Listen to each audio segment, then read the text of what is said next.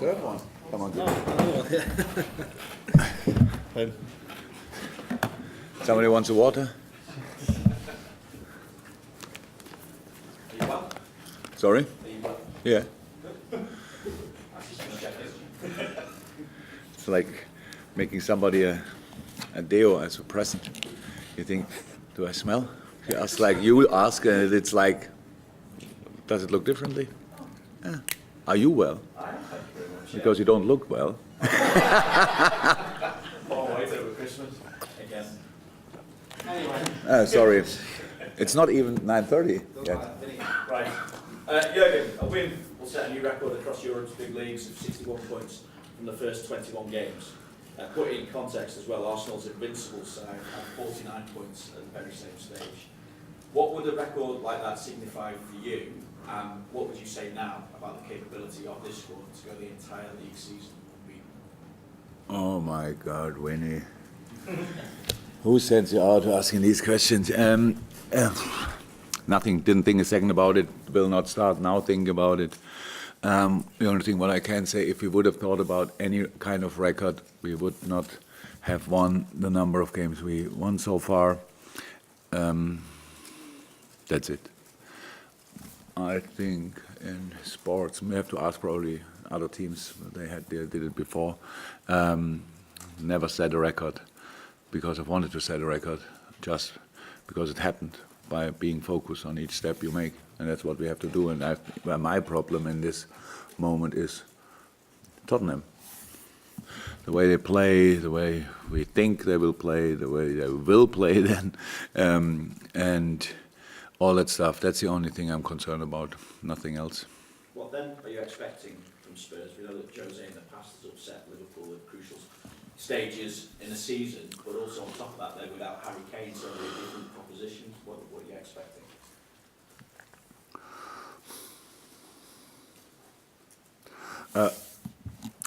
Very good organized Tottenham side, yes, putting some emphasis on defending for sure, having counterattacks, but the team is too good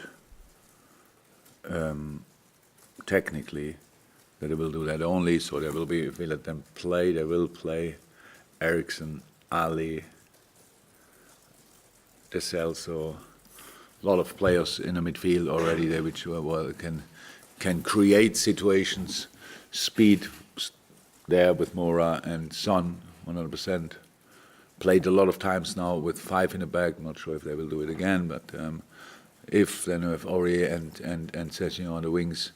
On top of that with speed, yeah. So it's again, it's a situation where probably nobody expects, if it's a home game for Tottenham and usually go there and it used to be like that they create and try to dominate the game. Not sure if that's, somebody wants to see that in the moment. I think all of them go for a result, and that's possible in different ways. We cannot be sure 100% what they will do, but we have obviously signs, and we have to think about what did he do against us when he was at Man United or with his teams, but it will not be the same because it's different players, different, and we are different opponent. So all these things, that's normal analyze. So an analyze always ends quite away from the truth, from the reality, because we don't know 100%. They all can make their own decisions, but that's the same thing for us. We are not. We want to be unpredictable, so we have to be unpredictable in this game. We have to make things they cannot prepare for, and that's what we try, of course.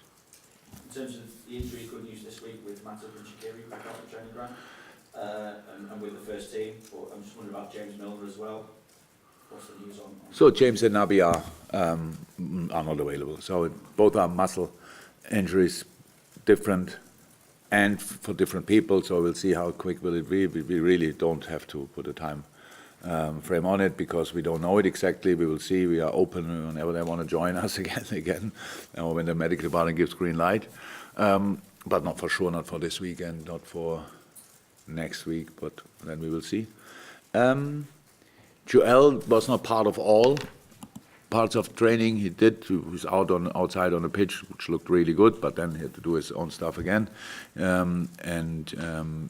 Yesterday was part of the first part of training. Jacques trained completely normal since he's in. Then what was it? Dejan and Fabinho, we expect to be back next week in full training, and that's obviously good. If that's then early enough for the United game, I don't know, but we will see. They work really hard in the moment. They go really through the paces, and so that's good. Anybody else? Kleine, yeah. No, Kleine is in a good way, but not available. I know you're not talking about records and whatever, but it is the best, or it could be, you beat Spurs, the best ever start ever for an English. We can talk, if it happens, we can talk after the game. Why we should talk now? What if? And sorry. And you've got trophies, obviously, in your cabinet now. And when you first came in here, you described yourself as the normal one. But you are pushing boundaries, you're raising the bar. Are you better than normal now? Or is normal fine? Normal is completely fine. So, because I spoke about me as a person, and I think, I know myself 52 years, I'm a normal person. I only know a little bit more about football than maybe some others, but not, and all the rest, there's nothing special in me, unfortunately.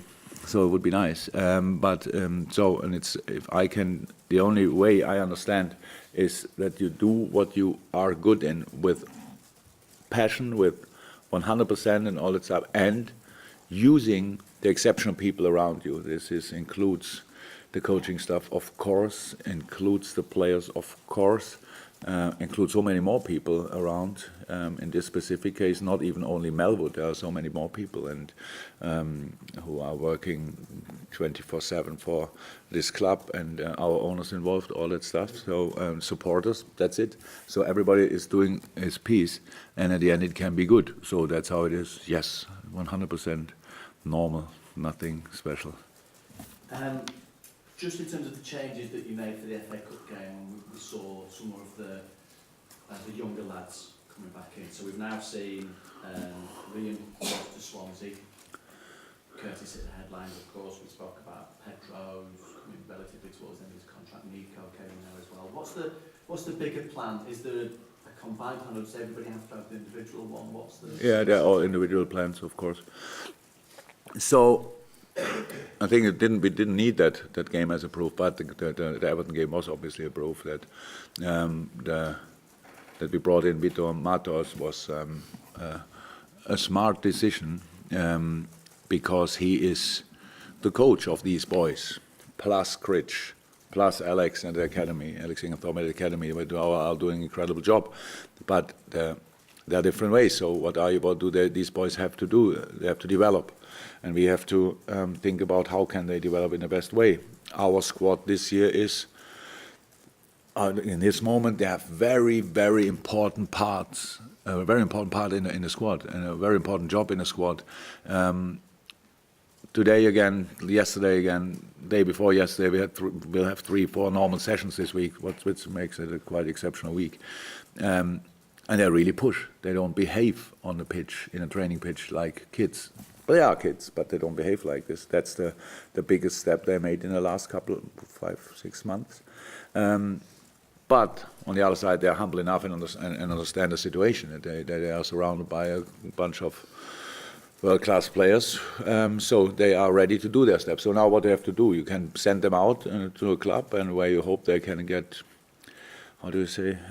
games under their belt. But they have games. They have games in U23s, and they have outstanding, high-quality training sessions here. So we make these decisions person by person, player by player, and don't say they go all out on loan or whatever, or they all stay here. So for Rien, it was the right thing to do. In this moment, we all agreed it was the right thing to do. And because that's important, of course, as well, that he needs to find a manager, the boys need to find a manager in the best possible way who knows them already, that's the case. Steve and Rian. So that helped a lot. Swansea and Steve Cooper asked already in the summer if he can go, and it was not the right moment. He came out of a long-term injury, so I thought he needed to get rhythm, get used to his body again. His body needs to get used to the intensity. Now he's already training for a long period, and so it was a good moment. It was a good moment to give him on loan and to help Swansea, hopefully, and Swansea can help Rian and then us. So yeah, that was good. But from the others, I don't see in this moment anybody who would benefit more from a loan spell than from staying with us. Thank you. Juliet? Okay, The record. no, it's no. I deleted your question, sorry. Sadio's award this week. Yeah. Is that representative not just of his progress, but the team's squad's progress and the hunger that the players that you have here? Because Sadio came from Southampton, Robbo from Hull, Wijnaldum from Newcastle. They've all had something to build on when they've come here, and obviously you talk about the younger players coming through as well. So is that just a representative of the progression the squad has made, although Sadio won the award? I think the last 3 years we always had the African Player of the Year. So it was now twice Mo Salah in a row, and this year it was always very well deserved. And this year it was Sadio, and it's well deserved as well. So that's how that's really nice. It's really nice, and we all know how the world works, and that gives the club a big boost in that part of the world, 100%. And that's good. I love that fact.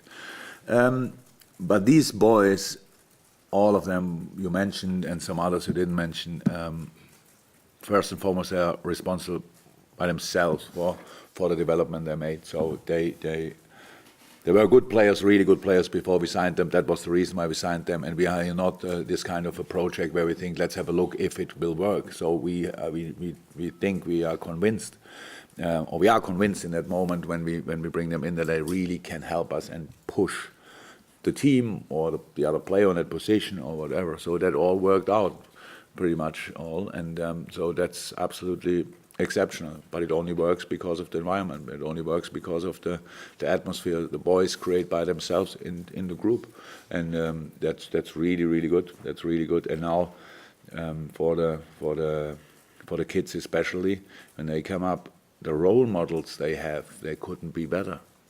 So they couldn't be better. It's just, if it's as a Scouser trend for Curtis, with all dealing with these things. We all think life is a dream as a professional football player, but you are like 5, 6, 7 hours a day here, but then the day has more hours and you go back and you are still a Scouser, and everybody is pulling from all sides and wants you to be this kind of representative for all Scousers in the world or whatever. So that's not every second easy. But as a professional football player, with Millie, with Hendo, with the other ones, with Adam, it's just incredible. So that's the thing that creates the situation where boys can learn from, the young boys can learn from what is allowed, what is not allowed, how much can I express myself, how much do I have to express myself, and how much do I have to be just a normal guy in the dressing room and all these things. So that makes the development, and I'm really happy that we have these kind of characters here, because that makes my job massively easier.